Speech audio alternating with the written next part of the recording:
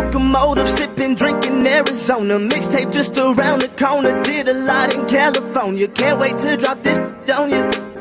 Yeah, they gon' have fun with that. Smash like Songam, and my songs gon' break through like a running back. Good evening and welcome back to the podcast that is always up to speed with Formula One. It is Sunday, February 4th, 2024. My name is Mark Daly, and yes, it is still February 2nd, 4th? Is it the 4th? Can't remember. Anyways, it's 11 o'clock here Pacific time. It's getting late. Wanted to jump into the studio tonight and just talk about a couple of things before we get into that. Just want to give a big shout out to the Race Weekend magazine. Go check them out at theraceweekend.com. That's RACEWKND.com. Enter our promo code Scuderia Pod at checkout to receive a 10% discount at checkout. Also check out racingexclusives.com. They got a lot of fantastic merch over there, and it all comes with a certificate of authenticity. And of course, JT the Human, who is the artist behind that incredible opener that we have for the podcast. So we're going to get into it here in a moment. I know that the weekend is winding down. Tomorrow is Monday, and Monday is never an easy day. It's not for me. Not that nothing gets any easier Tuesday, Wednesday, Thursday, or Friday, but Monday always has a bit of an ominous ring to it. But anyways, wanted to jump into the studio tonight because there is so much that's been going on over the last couple of days, and obviously with first of all the Andretti denial for their bid to join Formula One. That came out on Wednesday. Then the news of Lewis Hamilton switching to Ferrari coming out on Thursday. Talked about that on the pod on Thursday night. And, you know, honestly, that was a really fortunate timing, because it seems like every time there's huge news, it always seems like it's always a day or so afterwards. We have to jump in with the emergency pod, but at least this time it worked out quite well for just the regular podcast. But I was thinking about it. I have to think that, at least from my point of view, that's got to be the biggest sports news that I've ever come across in my entire life. I mean, absolutely gigantic, right? I mean, it came completely out of nowhere. We're going to talk about it in a minute, because I mean, even Toto Wolff didn't know about it until Wednesday of this week.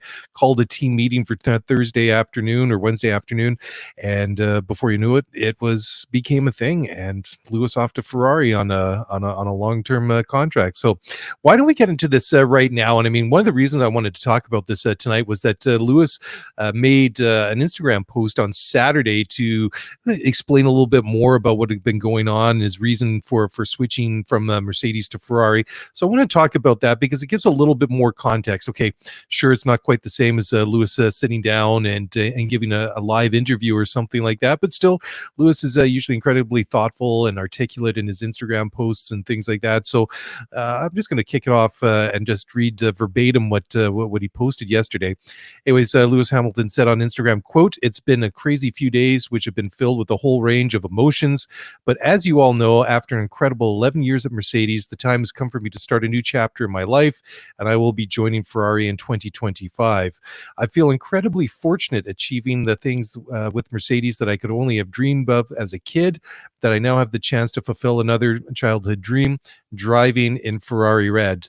Mercedes has been a huge part of my life since I was 13 years old, so this decision has been the hardest I've ever had to make. I'm incredibly proud of what we've all achieved together, and I'm very grateful for the hard work and dedication of everyone I've worked with over the years, and of course Toto Wolff for his friendship, guidance, and leadership.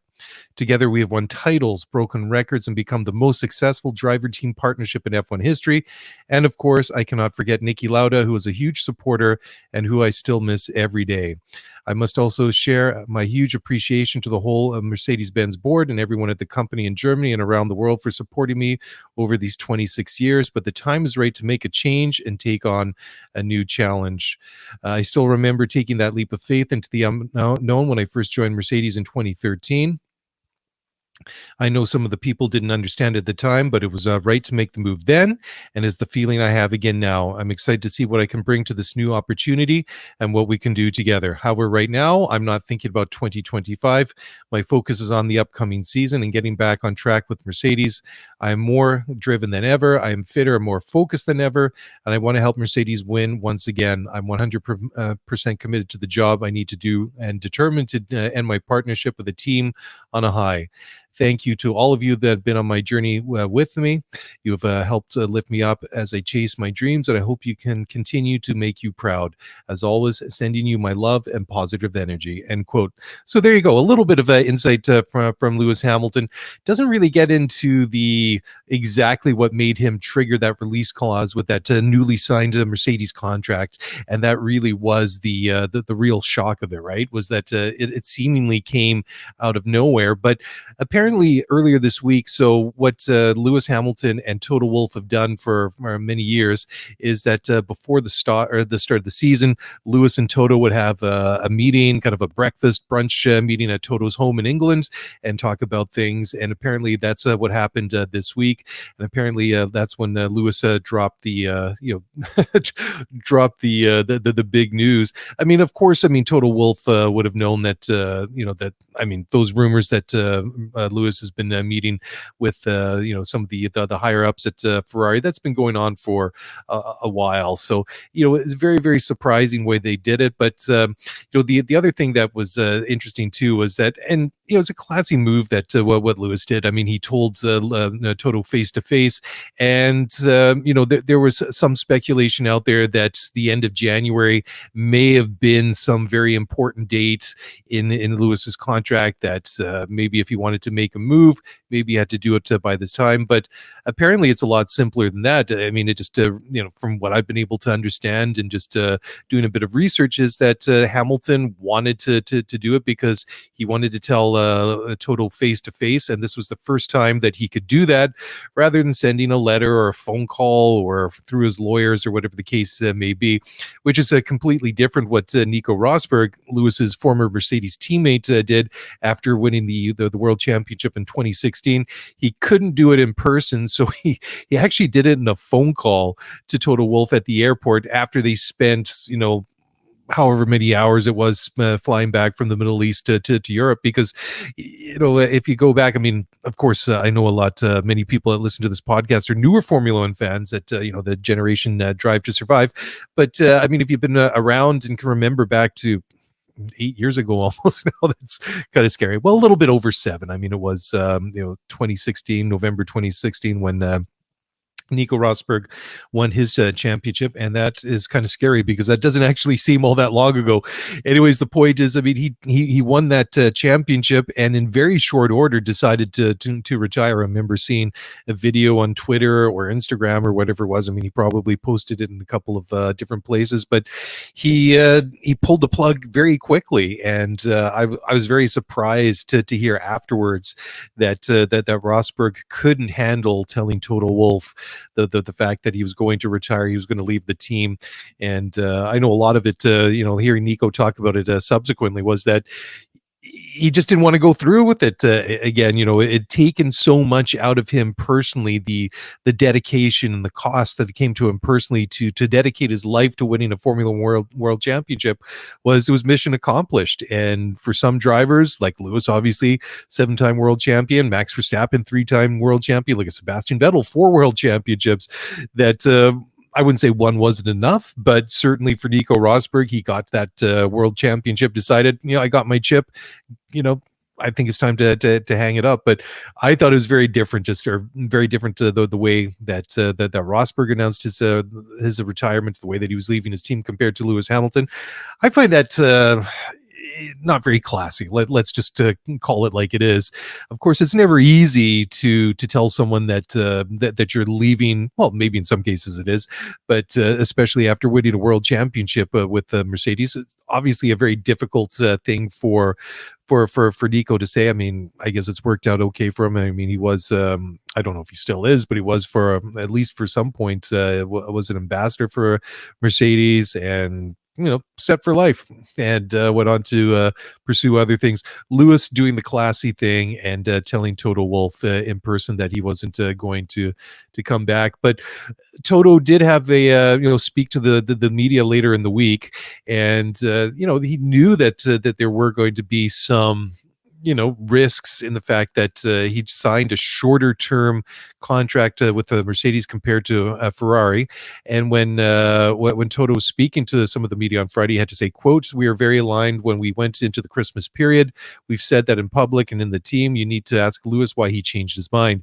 How he framed it to me is perfectly understandable, that he needed a new challenge and that he was looking for a different environment. And that was maybe the last possibility to do something else. We're big boys. We knew that by signing a short-term contract, it could be a benefit for both sides. We couldn't commit for a longer period, and he's taken the option to exit. We totally respect that you can change your mind. There's a different circumstances. Switching to Ferrari may be the last gig in his career, maybe rolling the dice a bit. I can follow that decision. I think that maybe one of the considerations was the opportunity to sign a long-term contract with Ferrari and really give it a big go at the end of his career. We didn't talk about whether the opportunity was better there or with us, because I don't think you can say. At the end of the day, he is the most successful driver. We've had a sensational spell and journey together, and that's something that will go down in the history books and also in the Mercedes history books." Toto did go on to say, quote, "There's a surprise I heard a couple of days earlier, but we had wanted to wait for the breakfast we had planned, and it was Wednesday morning. This is when he broke the news. With me, you can be very straightforward because I'm straightforward too. So once he said, this is what I'm trying to do, that was the fact. I didn't try to convince him otherwise, but just look forward. Okay, what are we going to do about communications? What was the timing? How do we protect the team best? And how do we protect this 2024 year to be successful together with our two drivers without causing too much awkwardness? It's not like someone that I like a lot is disappearing. He's just changing teams, and we've been very conscious in signing the contract that it could happen. Maybe the timing was a surprise, but I think that many black swans swimming in front of me, the unexpected. And I think in F1, it's all about agility and being able to embrace the change of circumstances." End quotes. Excuse me. Actually, there was one other little quote here I skipped over. Toto did also say, quote, "No, it doesn't hurt because I need to keep calm and decide how we're going to best manage the 2024 season and what decisions need to be made going forward." End quote. So I don't think there's any real surprises in there. I mean, he just confirms once again that that himself and Lewis met at Toto's house for a breakfast meeting, kind of a relaxed thing on Wednesday. And obviously the release clause in the shorter term contract was a risk, and they're aware of it. I just thought it was kind of interesting how a couple of times he kind of like dropped in the end of his career at his age, those kind of like comments right there. Or the last gig in his career was another one that he used. Maybe didn't refer to Lewis specifically by age, but end of his career, last gig of his career, something like that. I wouldn't say that that Toto has sour grapes. Maybe he does, but I thought the way that he worded it was kind of interesting, and perhaps that was a little bit of a slip. Anyhow, if you go around and you do a little bit more poking around, and again, Formula One contracts, it's not like you hear that so-and-so's signed a contract in the NFL or in the NBA, Major League Baseball, or any of the big European or any big soccer league around the world.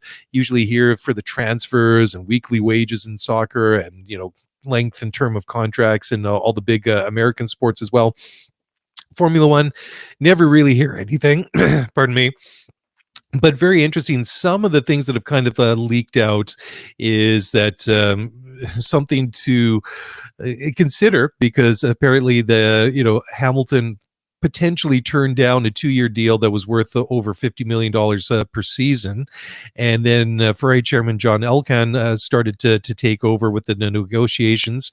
And then Ferrari apparently made a wish of Lewis Hamilton's come true with an investment to his Mission 44 organization, and some other perks and bells and whistles going towards Lewis and some of the other things that he's going on.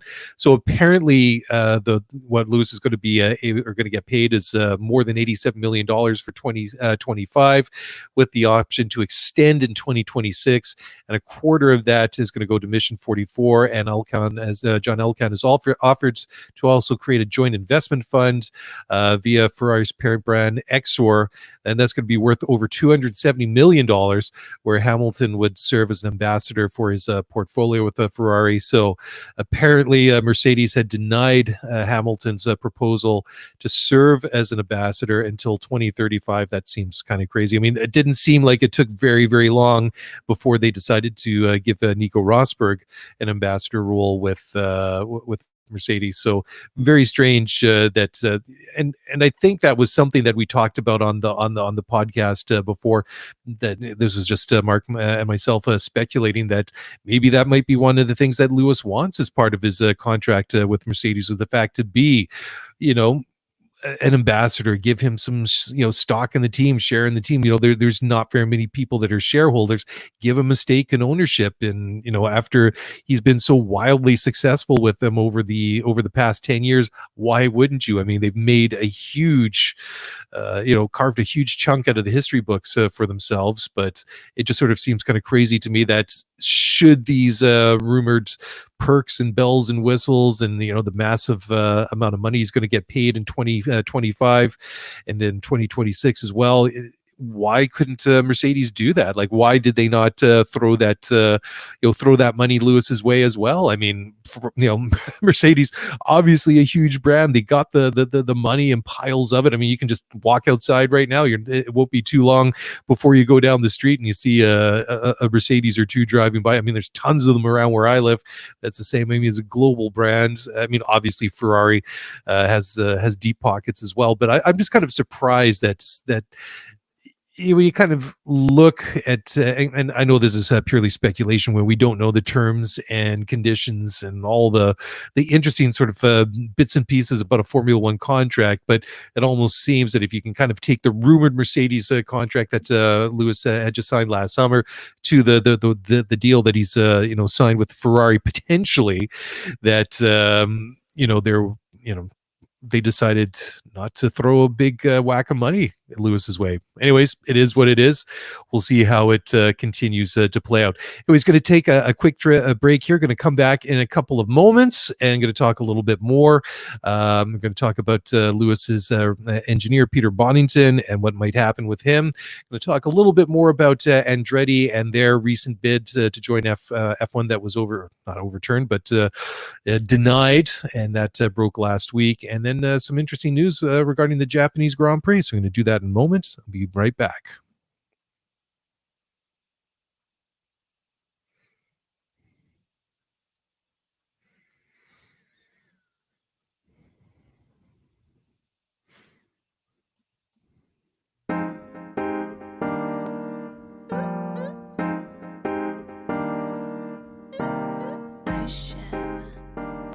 All right, welcome back to the podcast. Going to keep it short and sweet tonight, as I said off the top of the show here. Getting late; it's already pushing 11:30 here on the West Coast. Did want to just briefly talk about Lewis's longtime race engineer, Peter Bonington. It would just make sense that the two of them are going to pair up again at Ferrari. So Toto Wolff says that the team are ready to discuss a move for Bonington from Mercedes to Ferrari. You know, that, you know, of course, would have to take place after the end of this season.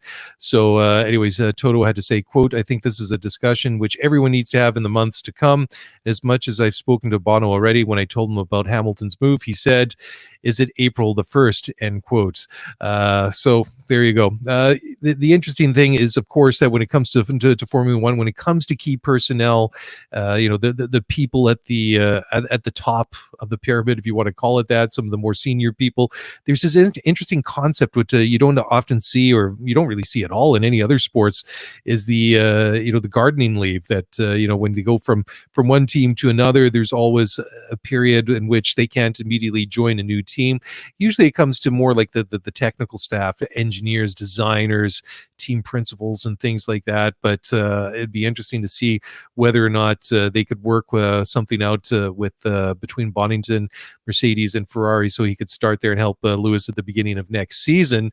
Because if you look at the calendar this year, the final race of the 2024 Formula One World Championship in Abu Dhabi doesn't wrap up until December 8th, and then to be potentially available at the start of 2025 2025 and start getting integrated into the team, getting prepared for the start of next season is a very small window indeed. But we'll see whether or not they can do that. And it would make sense. I mean, Bonington and Lewis Hamilton have been together for a very, very long time. They've obviously enjoyed a lot of success together, and they know each other very well. And, you know, obviously going to Ferrari for Lewis is full of a lot of unknowns. It would take, a lot of pressure. Well, maybe a lot of pressure, but would certainly probably take a lot of off of his shoulders if he's immediately working together with someone he's so intimately familiar with, like Peter Bonington. So certainly one to keep an eye on moving forward over the months ahead. So just talking about Abu Dhabi, and we could always go back and talk about that race in Abu Dhabi in 2021. So it's interesting because there was a court decision not so long ago in the FIA's International Court of Appeal regarding an international GT Open event at Spielberg in Austria this past September. So the International Court of Appeal decided that it would be wrong to nullify or cancel out the result of that race because of a mistake by the race director. So, of course, I mean, kind of just to go over the high points again. And this will be an evergreen topic. The whole discussion about what happened at the end of the 2021 Abu Dhabi Grand Prix, in which Max Verstappen won his first world championship. You had this in the closing stages of the race. You had Nicholas Latifi crash, brought out a safety car. There was all sorts of confusion, or some people say shenanigans. I guess other people will say, and depending on your point of view, you might be a little bit harsher. Anyways, the race director Michael Massey didn't follow what were established protocols after safety car period, kind of mixed up the order, and then decided to get the race going again with a single lap to go. Max Verstappen changed tires. Lewis was decided to stay out on track, and Max, fresh rubber over that one lap, was able to pass Lewis and just fly by him, go on win the first world championship. Mercedes lodged a couple of protests after the race, and then I'll just read some of the high points out of the statement from Mercedes. They said, quote, "Together with Lewis, we have deliberated carefully how we're going to respond to the events at the F1 season finale. We've always been guided by our love of the sport, and we believe that every competition should be won on merit. In the race on Sunday, many felt, us included, that the way things unfolded was not right. The person we protested the race result on Sunday was because the safety car regulations were applied in a new way that affected the race result after Lewis had been in a commanding lead and on course to win the world championship. We appealed in the interest of sporting fairness. We have since been in a constructive dialogue with the FIA and Formula One to create clarity for the future so all competitors know the rules under which they are racing and how they will be enforced." They went on to say, quote, "So we will actively work with the commission to build a better F1 for every team and every fan who loves the sport as much as we do.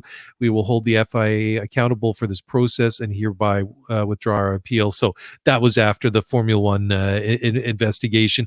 And of course, a lot of what happened was that it was not very far from the end of the race when Nicholas Latifi had his crash. I believe it was about 5 or 6 laps from the end. Lewis was out in front, and it looked like it was all set at that point. And then before they got back to racing again, they could have finished under yellow flag. I mean, it's happened before. They decided to kind of shake up the race order, kind of like lap cars and lap themselves and not. There was a whole bunch of very confusing things going on. I mean, at the end of the day, what really happened, or what was important, was that they decided to go racing with one lap left, and then Lewis just couldn't stay out in front of Max. I mean, it wasn't any doing of Max. I mean, he beat Lewis fair and square on the track, but the procedure that Michael Massey followed, and I mean, he subsequently paid for it for his with his job. I mean, it's not the race director in Formula One anymore, but I mean, it was bizarre the way that it all sort of unfolded. Anyways, there was a sort of a similar situation with this race in Austria at Spielberg last September, when there was a bunch of strange things going on. So it involved a safety car. It was a little bit different. So after yellow flag period, they had a race restart. The race restart was with the wrong order with the cars on the track, and then following the end of the race, Team Moto Park, they submitted a protest. They asked for the race result to be changed or nullified, and then just like it happened in Abu Dhabi in Formula One a couple of years ago, that protest was rejected by the race stewards. So the team decided to appeal, and that appeal was subsequently heard by a court of the Spanish Federation. The judges took the opposite view to the stewards, canceled the results almost a month after the race had taken place, and then another team that was there, Optimum Motorsport, challenged that decision and took the case to the International Court of Appeal. This was heard about a month ago, and then there was a full results and an explanation that came out earlier this past week. So the International Court of Appeal basically backed the original judgment of the stewards and canceled the decision of the Spanish court, and then reinstated the race result as it was declared, on the day in question. So what happened that as a result of that, Optimum McLaren drivers Sam Dahan and Charlie Fagg were declared the champions instead of East Talent Racing Audi drivers Christopher Haas and Simon Riker. So very, very interesting. Some of the quotes here in the statement from the International Court of Appeals were, quote, race director did commit a breach of the regulations. And then they went on to say the court decides, therefore, that neither the stewards nor the NCA, and this is the Spanish National Court, had the power to cancel the race. End quote. So anyways, they went on to say that there was a provision in the regulations for them to amend or cancel the race result, but also stressed that doing so must be done under very restrictive circumstances, and then referred to a bunch of different items in the International Sporting Code, which sort of basically says that this principle of regarding restrictive circumstances is fundamental and must be central in the decision of the court. So it gets kind of tricky. Anyways, so very interesting. So it hasn't been the first time, but I guess that would have if you kind of apply the same logic to it, had it actually, had Mercedes gone ahead, there's a very good likelihood that it would have met with the same fate. Anyways, couple of quick things here just before finish up for tonight. So, of course, so we found out on Wednesday that the Andretti Cadillac bid for 2025, 2026 to enter Formula One was denied. And there's a couple of very interesting things that have come out subsequently. And if you take a look, there was a statement that came out on Friday that was released by Andretti Cadillac, and I'm just going to read it. So it's about a half page long. It's all over the place. You can take a look for yourself and find a copy. Just go even onto X or just Google it up. Anyways, it says, quote, Andretti Cadillac would like to address two initial topics in the statement released by Formula One management. The first one being, when Andretti Cadillac entered the FIA expression of interest process almost a year ago, the preferred year of first year of participation was indicated as 2025. The FIA approved our application with no specific limitation on whether the entry was for 2025 or 2026. Andretti Cadillac has been operating with 2026 as the year of entry for many months now. The technicality of 2025 still being part of the application is a result of the length of this process. The second point says, quote, we were not aware that the offer of a meeting had been extended and would not decline a meeting with Formula One management. An in-person meeting to discuss commercial matters would be and remains of paramount importance to Andretti Cadillac. We welcome the opportunity to meet with Formula One management and have written to them confirming our interest. Our work continues at pace. Anyways, it goes on, lists a couple of, media folks that, for additional information. So basically, they've blown out one of the very key points to why why their application was denied. So basically, there was a couple of points that they said, and Josh Cooper and I talked about it at length on Thursday night. One of them was the fact that they didn't have an agreement in place with a power unit supplier. They were all very enthusiastic about bringing GM into the sport at some point to supply them with power units. Andretti did previously have an agreement in place with Renault to have customer engines in the interim. That had kind of lapsed that understanding. So there was nothing officially in place, but they've had a loose working relationship for a little while now, as far as I can recall. So that was very interesting. And the second one was the fact that they decided to deny this bid by Andretti to join Formula One. Was that they said that they had a big issue with they wanted to come in 2025, so in a very short amount of time they'd have to design and build a car for 2025, and then we're going to get this giant shift as we go into the new regulatory cycle in 2026, and basically have to build a brand new car from then. And they felt like building two fundamentally different cars in such a short amount of time was pretty much a hard no from them. But if you read, that first bullet point in this press release from Andretti Cadillac essentially blows that that logic to deny them the entry right out of the water, because they say the reason why 2025 was in there is that they've been through this process for so long. That's what it was when they filed the paperwork, but they've basically been operating with the with the premise, with the date of 2026 is going to be their first year. So they're not even really looking towards designing a car for next year. They're looking 2 years down the road. So that effectively blows that argument out of the water.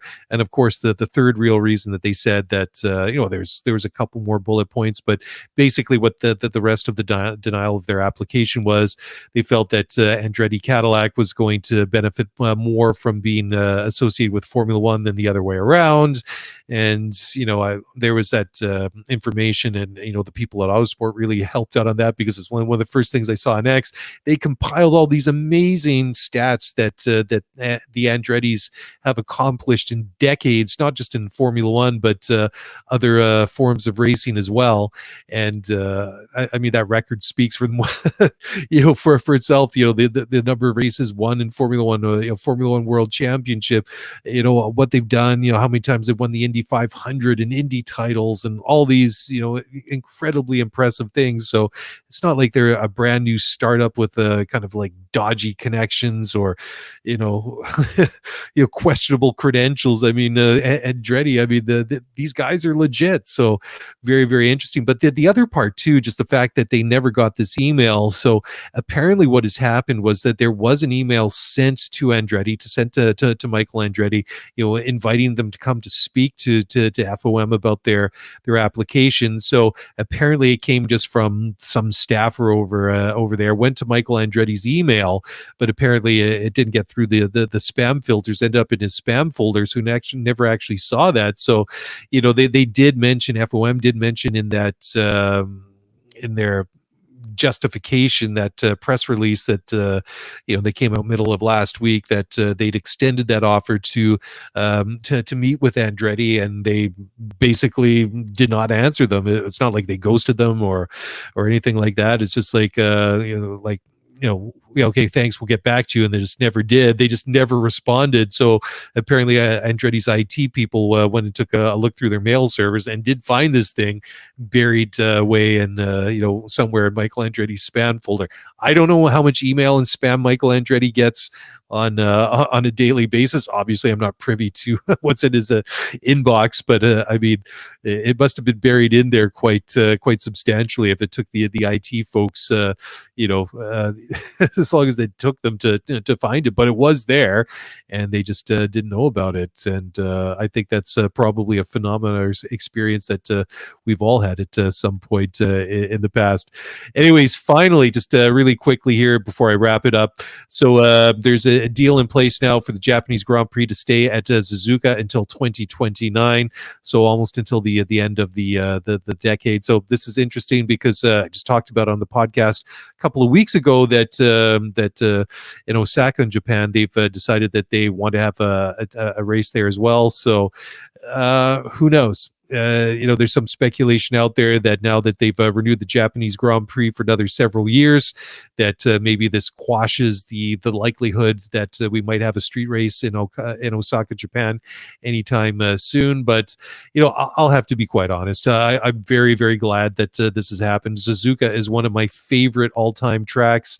There's just so many amazing things about this track that I love. I mean, there's the Suzuka S's, the R130. I mean, I've got this sort of love affair with Japan anyways.